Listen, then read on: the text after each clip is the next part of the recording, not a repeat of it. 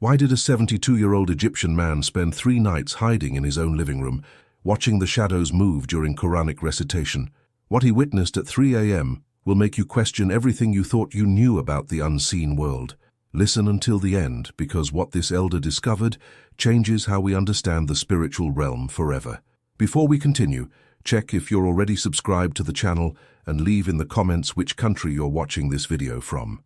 His name was Hassan el-Masri, and for 50 years he had been the muezzin of a small mosque in the old quarter of Cairo. His voice calling the faithful to prayer had echoed through those narrow streets since before the neighborhood even had electricity.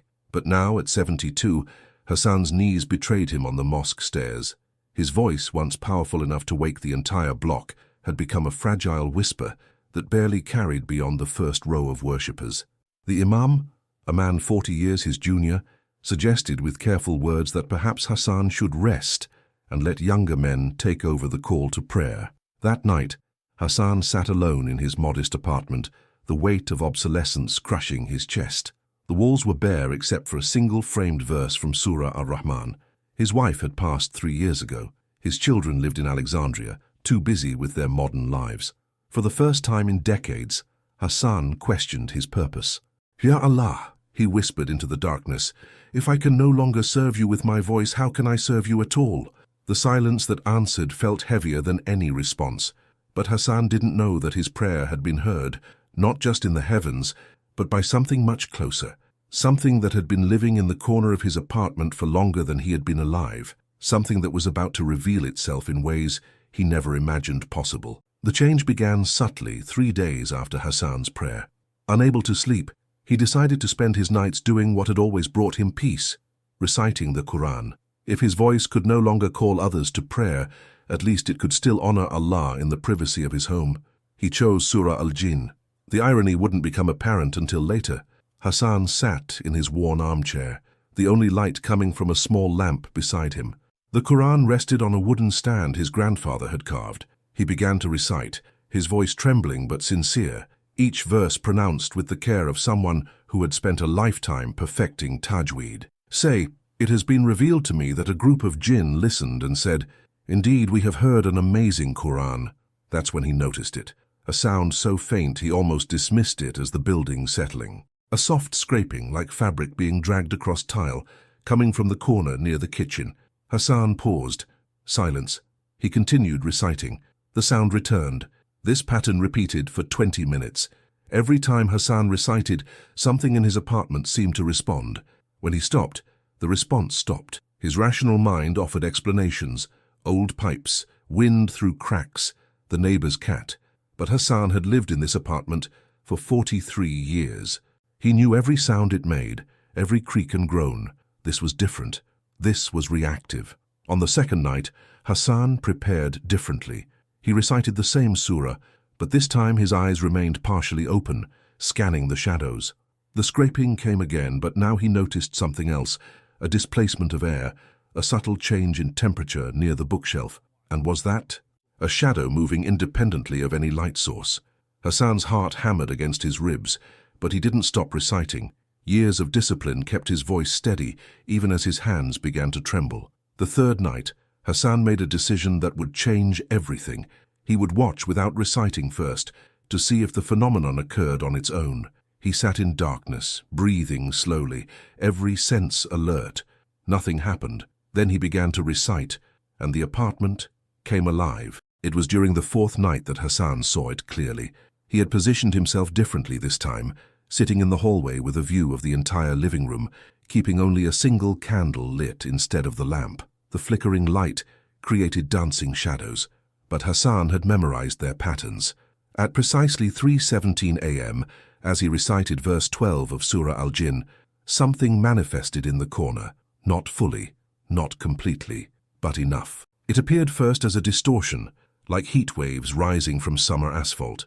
Then the distortion took shape, vaguely humanoid, but elongated, its proportions subtly wrong. Where its head should be, there seemed to be a concentration of darkness deeper than the surrounding shadows. Hassan's voice caught in his throat, but he forced himself to continue. He had read enough Islamic texts to know that stopping might be more dangerous than continuing. The entity seemed to be listening. Its form rippled and swayed with the rhythm of the recitation, like a flame responding to breath. But it wasn't just listening, it was doing something else. Hassan watched, transfixed, as the entity raised what appeared to be limbs toward the direction of Mecca. The movements were unmistakable. It was performing prayer gestures, ruku, sujud, the bowing and prostration of Islamic prayer. But here's what made Hassan's blood freeze. The entity was doing it imperfectly, almost mockingly.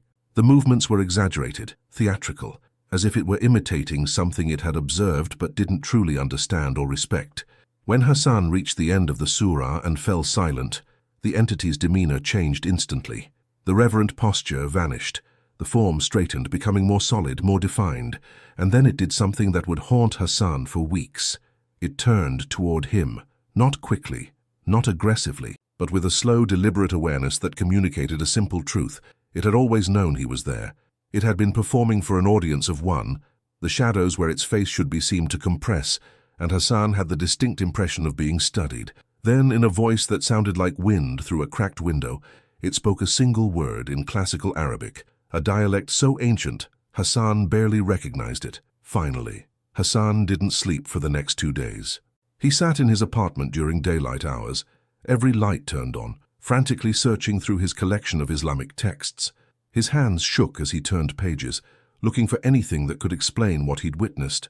The Jinn, because that's what it had to be, didn't appear during the day, but Hassan could feel it, a presence that pressed against the edges of his awareness, like someone standing just behind him, always in his peripheral vision.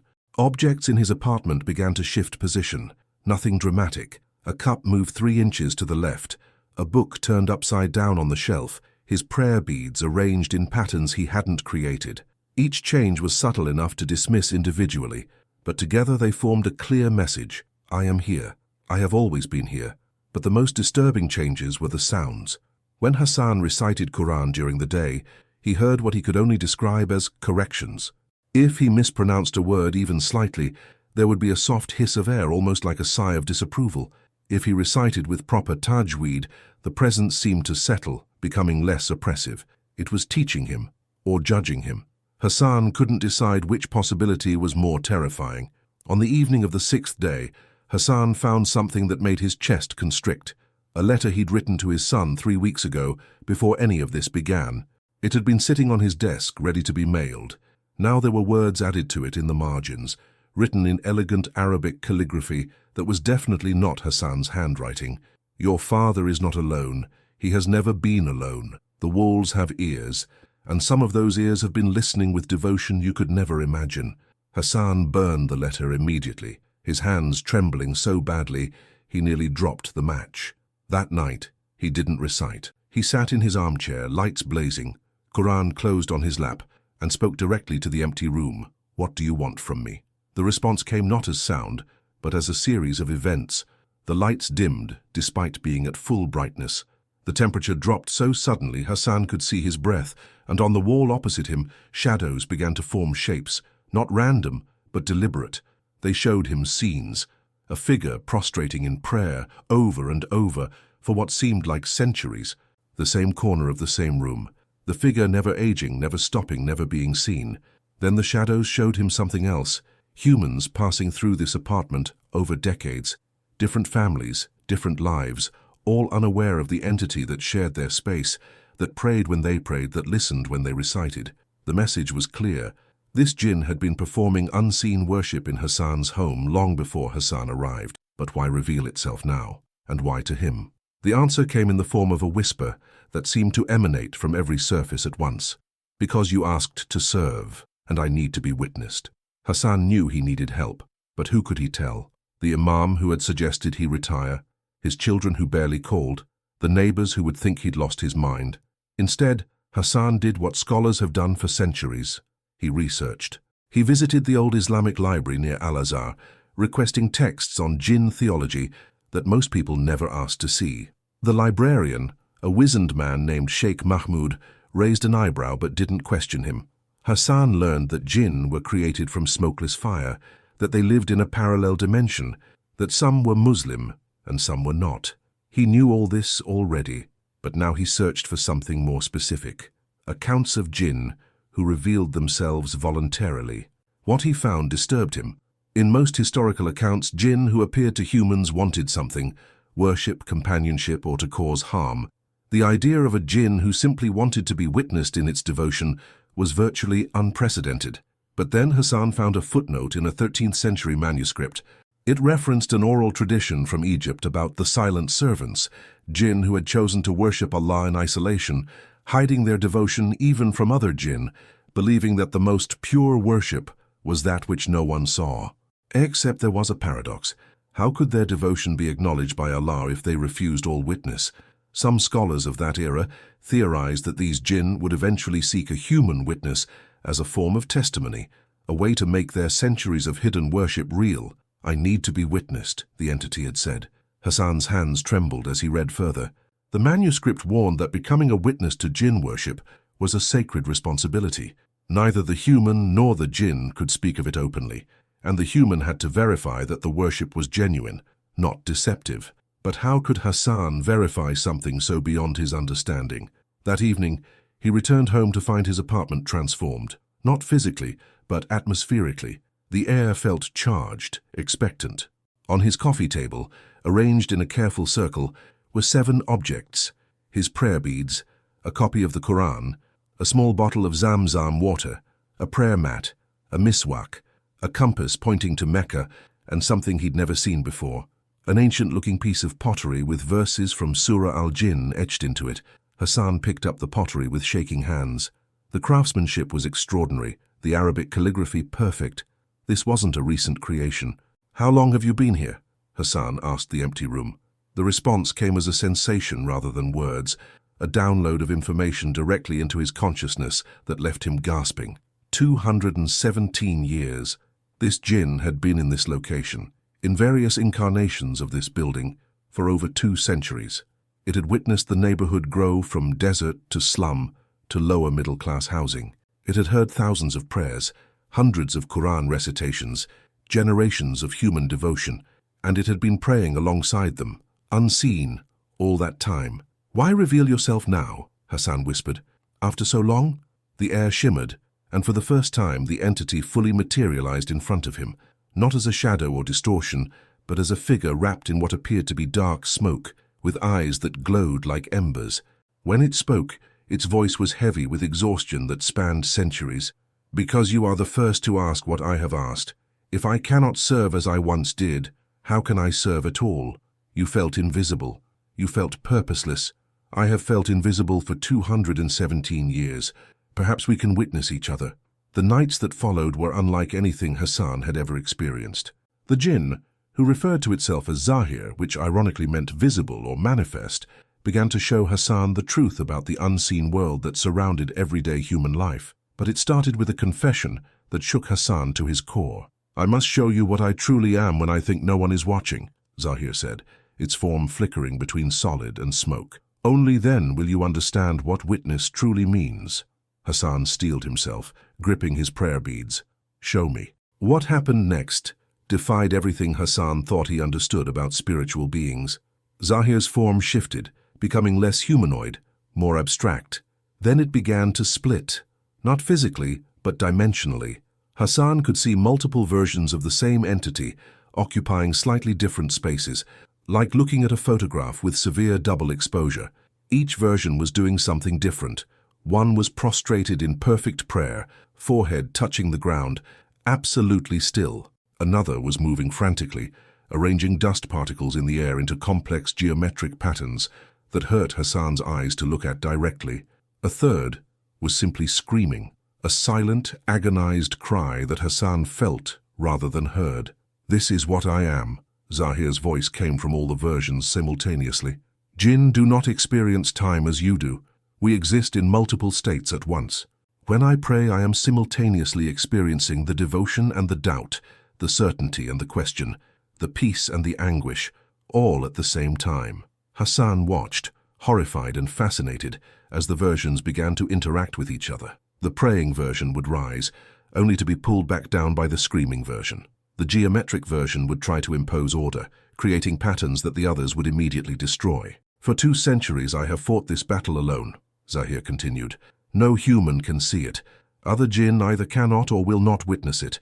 I pray perfectly, and simultaneously I blaspheme. I submit, and simultaneously I rebel. This is the curse of consciousness without linear time. Hassan felt tears streaming down his face. But when I recite, you seem at peace. You seem unified. Yes, all the versions said in unison, suddenly merging into one. The Quran does what nothing else can. It forces all my selves into alignment. For those moments I am one, I am whole. This is why I have stayed here for so long, waiting for humans to recite, to pray, to bring me that brief unity. The jinn moved closer, and Hassan could see now what he had missed before. Zahir's form was covered in what appeared to be scars, lines and marks that pulsed with faint light. Each of these, Zahir touched one of the marks, represents a moment of alignment, a moment when someone recited with true devotion, and I was able to be whole. I have collected these moments for 200 years like a miser collects coins, because they are the only proof I have that my worship matters. Hassan understood then. You don't just want to be witnessed in your worship. You want your struggle to be witnessed. You want someone to see that even the unseen world fights to maintain faith. Yes, Zahir whispered, and for the first time, the jinn sounded vulnerable. Do you know what it is like to pray for 2 centuries and never know if those prayers are accepted? To never receive a sign, never feel certainty, but to continue anyway? Humans speak of tests of faith that last years. My test has lasted longer than your great-grandfather lived. Hassan reached out, not touching the jinn but extending his hand in a gesture of connection. I witness you, Zahir. Your struggle, your devotion, your pain. I witness it all. The effect was immediate and startling. Zahir's form blazed with light so bright, Hassan had to shield his eyes. When the light faded, a new scar had appeared on the jinn's form, but this one was different. It was deeper, more pronounced, and it glowed with warmth rather than cold light. That, Zahir said, its voice trembling, is the mark of true witness. In 217 years, I have never received one before. The peace lasted exactly 3 days. On the 4th day after the revelation, Hassan woke to find his apartment in chaos. Furniture overturned, books thrown from shelves, the walls covered in frantic Arabic script written in what appeared to be ash or soot. Zahir, Hassan called out, his voice steady despite his racing heart. What happened? The response came as a low moan that seemed to vibrate through the floor. The jinn materialized, but its form was unstable, constantly shifting between the multiple versions Hassan had seen before, unable to maintain unity. They know, Zahir said, each word seeming to cause it pain. Other jinn, they know I broke the silence. They know I allowed myself to be witnessed. Hassan felt ice form in his stomach. Is that forbidden? Not forbidden. Worse. Zahir's form flickered violently. It is considered madness, weakness. The silent servants are respected because they maintain their isolation. By accepting your witness, I have broken 200 years of tradition. I have suggested that solitary worship is not enough. The temperature in the room dropped dramatically. Hassan could see his breath, see frost forming on the windows, and then he felt them, other presences, pushing against the boundaries of his perception, angry and ancient. They want me to recant, Zahir said, to deny what happened, to erase your witness and return to silence. If I do not— What? Hassan demanded. What will they do? The answer came not from Zahir but from the air itself, a collective voice that seemed to come from everywhere and nowhere. He will be forced to choose. Continue with witness and be cast out from jinn society, becoming truly alone, or return to silence and lose the only moment of unity he has achieved in 2 centuries. Hassan understood the cruelty of it. Zahir had finally found peace, proof that his worship mattered, and now he was being forced to choose between that peace and his place in the only community he'd ever known. But what Hassan didn't expect was what happened next. There is another option, the collective voice said, and it sounded like dozens of jinn speaking in unison. The human can recant, declare it was delusion, illness, hallucination. If the human denies what he witnessed, then it becomes as though it never happened. Zahir can return to silence with no consequence. All eyes, seen and unseen, turned to Hassan. The old muezzin sat in his overturned chair, prayer beads in hand, and felt the weight of the choice before him. He could lie, say he'd been ill, confused. That age had caught up with him. It would be so easy. The imam already thought he was declining. His children would believe it without question. Zahir would return to his lonely vigil, and Hassan would return to his quiet obsolescence. Safe, simple, easy. Hassan looked at the jinn's fractured form, at the pain in its glowing eyes, at the single deep scar that marked Hassan's witness. He thought about 50 years of calling people to prayer, 50 years of serving as a voice for the faithful. What was the point of all that service if, when it truly mattered, he chose silence? No, Hassan said quietly. The room seemed to hold its breath. What? The collective voice sounded shocked. Hassan stood, his old knees protesting but his back straight. I said no. I will not recant. I witnessed Zahir's devotion, his struggle, his worship. I witnessed 200 years of faith maintained in darkness and isolation. I will not pretend that meant nothing. You would condemn him to exile for your pride. The voices were angry now, threatening. It's not pride, Hassan said firmly. It's testimony. It's shahada, witness. Isn't that what faith requires? To testify to truth even when it costs us? He turned to Zahir, whose form had gone completely still. I'm an old man. I have nothing left to lose. But you've been faithful for longer than I've been alive. Your worship deserves to be acknowledged. If bearing witness to you costs me my reputation, my peace, even my safety, then that is a price I'm willing to pay. The silence that followed was absolute. Then Zahir did something Hassan had never seen a jinn do in any text, any story, any tradition.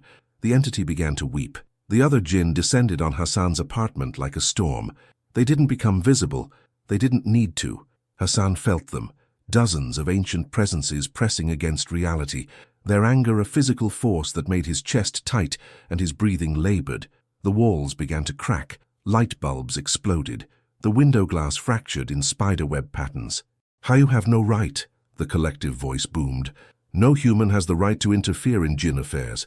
Zahir made his choice 2 centuries ago. You undo 200 years of discipline with your arrogance. Hassan stood his ground, though his legs shook. He didn't ask to be witnessed. I asked to serve, and he answered. If that's interference, then every prayer ever uttered is interference. Do not presume to lecture us on prayer. The fury in the voice made Hassan's ears ring. We were created before your kind existed.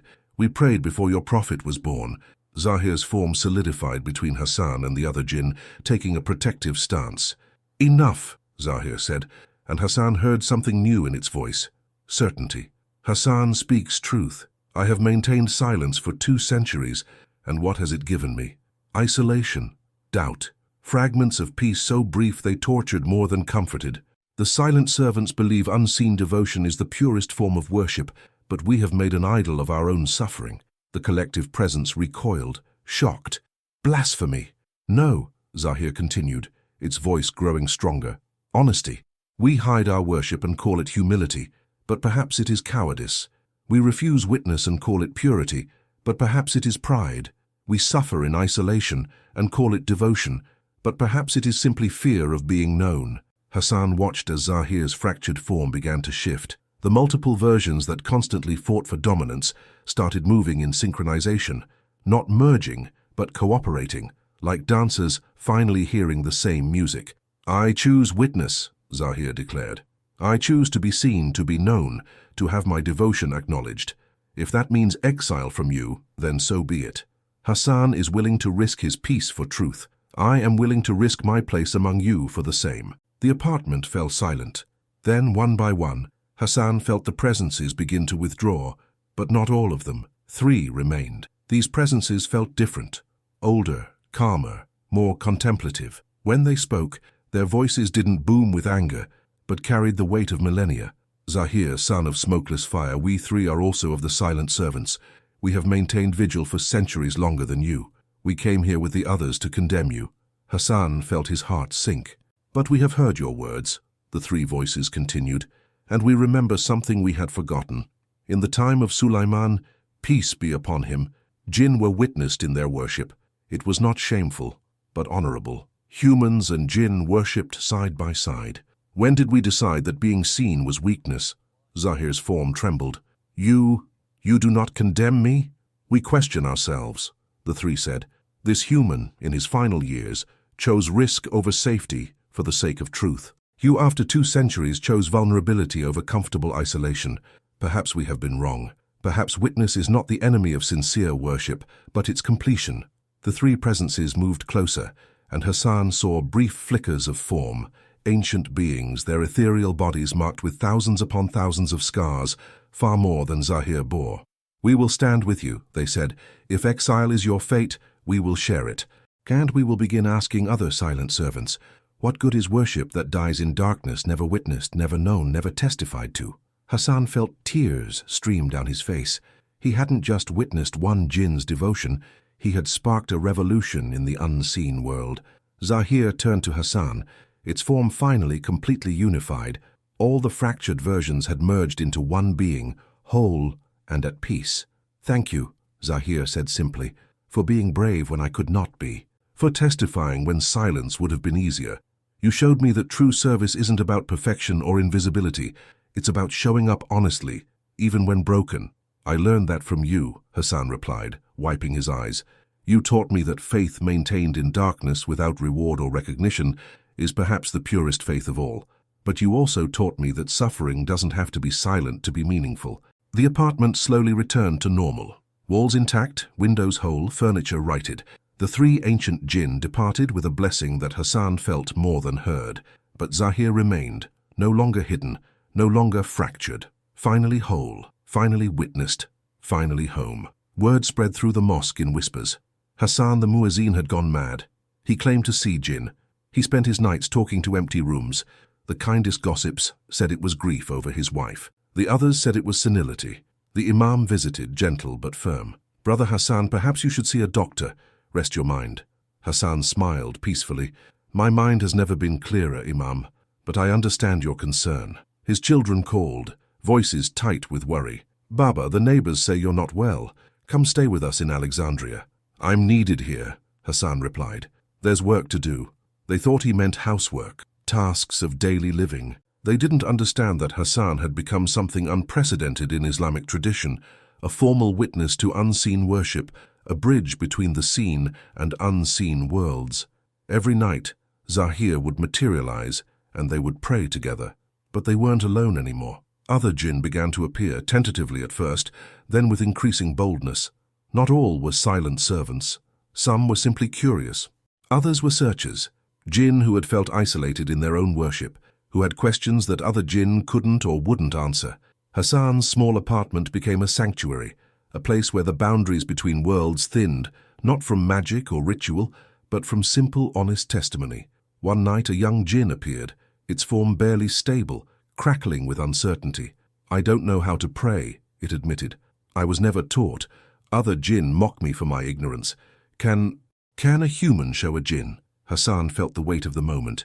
He was no scholar, no imam, just an old muezzin whose voice had failed him. But perhaps that's exactly what made him the right teacher. "Of course," Hassan said gently. "Prayer isn't about perfection, it's about connection. Let me show you." And so Hassan, who had thought his days of service were over, found himself teaching again. But now his students were beings of smokeless fire, ancient and young, powerful and uncertain, all seeking the same thing humans sought, assurance that their worship mattered. The irony wasn't lost on him. He'd been removed from calling humans to prayer because his voice had weakened, but his voice was strong enough to teach jinn. "You know the other silent servants are starting to emerge, don't you?" Zahir said one evening. "After what happened here, they're questioning their isolation. 3 have already sought human witnesses. More are considering it." Hassan absorbed this. "Will they face exile too?" "No," Zahir said, and Hassan heard satisfaction in its voice. That's the thing about breaking a rule that everyone secretly wanted to break. Once one does it successfully, it's no longer a rule. It's a tradition waiting to change. But not everything was peaceful. Hassan's standing in the human community continued to decline. People avoided him in the market. Parents pulled their children away when he walked by. The mosque's attendance dropped when rumors spread that the mad muezzin sometimes sat in the back during prayers. One particularly painful day, Hassan overheard 2 young men talking outside his building. Sad, really. He was so devoted once, now he's just a crazy old man. Hassan stood on the other side of the door, hand frozen on the doorknob, and felt the sting of their words. That night he asked Zahir the question that had been building in his heart. Was it worth it? I've lost my reputation, my place in the community. People think I'm insane. Did I sacrifice too much? Zahir was quiet for a long moment. Then the Jinn gestured to the corner of the apartment, and Hassan saw what he'd missed. Dozens of Jinn were present, invisible but perceptible to him now. All watching, all listening, all hoping. You lost your reputation among humans, Zahir said softly. But you gained something rarer. You became legendary among Jinn. Your name is spoken in the unseen world with reverence. Hassan el-Masri, the first human witness in modern times, the one who risked everything to testify to truth. Hassan looked at the gathered entities and felt a strange peace settle over him. He'd spent 50 years trying to be significant in the human world, measuring his worth by how loudly he could call, how perfectly he could recite. But perhaps true significance wasn't about being seen by many. It was about seeing truly, even when the cost was high. Yes, Hassan said finally. It was worth it. 6 months passed, and Hassan's life transformed in ways he never could have imagined. His apartment became known in the unseen world as the House of Witness. Jinn would arrive at all hours, some seeking prayer guidance, others simply wanting to be seen in their devotion without judgment. Hassan learned to navigate this new reality. He'd be washing dishes and feel a presence. "Yes, I see you," he'd say without turning around. "Your prostration is sincere. Allah sees it too." Or he'd be reading Quran and sense confusion nearby. "The verse you're struggling with," he'd say aloud, "it helps to understand the context." And he'd explain, teaching beings who had existed for centuries but had never had a patient teacher. But the most profound change was in Hassan himself. The man who had measured his worth by his voice, by his ability to call others to prayer, discovered that witness required no voice at all. Sometimes he'd simply sit with a troubled Jinn, saying nothing, just seeing them as they struggled with faith, doubt, devotion, and fear. Presence. That was the service now. One evening, Hassan received an unexpected visitor, Sheikh Mahmud, the librarian from Al-Azhar. The old scholar stood in the doorway, studying Hassan with shrewd eyes. "May I come in?" he asked. Hassan welcomed him, noting how the Sheikh's gaze traveled around the apartment, seeing what most humans couldn't. "So," Sheikh Mahmud said finally, settling into the worn armchair, "the rumors are true. You really can see them." Hassan froze. You know?" The Sheikh smiled. "Hassan, do you think you're the first? This gift appears throughout Islamic history, though rarely and always controversially. I suspected when you asked for those particular texts 6 months ago." He paused. "I have the same gift, had it for 40 years. Never told anyone." Hassan felt his worldview shift again. "Why not? Why suffer isolation if you didn't have to?" "Fear," the Sheikh admitted. "Fear of being dismissed, of losing credibility, of being seen as insane. But you," he gestured around the apartment, "you chose differently. You chose truth over comfort. And from what I'm told, you've changed the unseen world in the process." "How do you know what I've changed?" Hassan asked. Sheikh Mahmud's smile widened. "Because 3 Jinn visited me last week. They'd heard I had the gift of witness and wanted to know why I'd hidden it. They asked if I'd be willing to teach, to be a bridge to do what you're doing." He leaned forward. "They're recruiting, Hassan, building a network of human witnesses and willing Jinn. They're creating what hasn't existed since the time of Sulaiman, cooperation between worlds." Hassan sat back, overwhelmed. "I never intended to start a movement. I just wanted to serve. The best movements start that way," the Sheikh said. "Hassan, I came here to ask, will you teach me how to do what you do? Not just to see them, but to witness them properly, to be present without judgment, to bridge these worlds." For the first time in months, Hassan felt tears threaten. Here was validation, not just of his experience, but of his purpose. "Yes," Hassan said, "but only if you understand. This isn't about power or knowledge or status. It's about service. True, humble service to beings who need witness as much as we need prayer." "I understand," the Sheikh said, and then looking at something Hassan couldn't see, he added, "And I think they understand too." Hassan followed his gaze and saw Zahir materialize along with the 3 ancient silent servants who had stood with them during the confrontation. "Hassan el-Masri," the 3 ancients said in unison, "you have done what we could not. You made vulnerability look like strength. You showed us that being witnessed is not weakness but completion. The unseen world owes you a debt we can never repay." "You owe me nothing," Hassan said firmly. "You taught me that my value isn't in my voice or my strength or my youth. It's in my willingness to see and to testify, even when it costs everything." Zahir stepped forward, its unified form radiant. "You gave me my life back, Hassan. For 200 years, I was fragments. Now I am whole. That is a gift beyond measure." Hassan smiled. "You gave me mine back too. I thought I was obsolete, useless. You showed me I was just beginning." The old muezzin stood, his knees still protesting but his heart lighter than it had been in years. He was 72 years old, dismissed by his community, considered mad by his neighbors, living in a small apartment in Old Cairo, and he had never been more certain of his purpose. The call to prayer echoed from the mosque down the street, a young man's voice, strong and clear. Hassan didn't feel the pang of loss he'd expected. Instead, he felt gratitude. That young man was calling humans to prayer. Hassan had found a different calling, witnessing the prayers of those who had prayed in silence for centuries.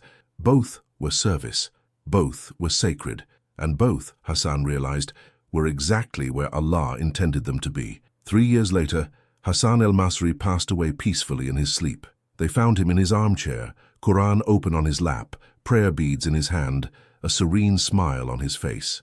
His children came from Alexandria to arrange the funeral. They were surprised by the turnout. Not many humans attended, but Sheikh Mahmoud was there, and a handful of others, older individuals who stood at the edges of the gathering, their eyes seeing what others could not. What Hassan's children couldn't see were the others in attendance.